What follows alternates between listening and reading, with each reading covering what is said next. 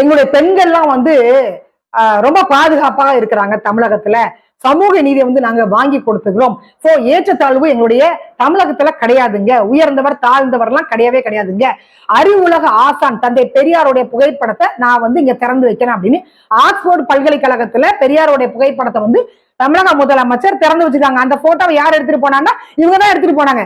இவங்களே எடுத்துட்டு போயிட்டு ஆக்ஸ்போர்ட் பல்கலைக்கழகத்துல ஒரு ரூமை வந்து வாடகைக்கு எடுத்துட்டு $200 அப்படின்னு சொல்றாங்க. அந்த ரூமை வாடகைக்கு எடுத்துட்டு அங்க பெரியார் போட்டோ ஒரு ஸ்டூல் மேல வச்சு அதை அப்படி திறந்து அதை வந்து போட்டோ எடுத்து சமூக வலைத்தளங்கள்ல போட்டுட்டு நாங்க வந்து இப்ப ஜெர்மன் இங்கிலாந்து நாடுகள்ல தந்தை பெரியாருடைய புகைப்படத்தை வச்சிருக்கோம் அப்படின்னு சொல்றாங்க.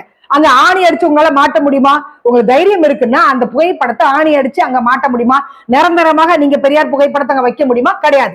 ஏன் கேட்டீங்க அப்படின்னா இங்க இருக்கக்கூடிய SRM கல்லூரியில இருந்து நிறைய கல்லூரிகள் தமிழகத்துல இருக்குல்ல, 420 கல்லூரிகள் கிட்ட தமிழகத்துல இருக்குதுங்க.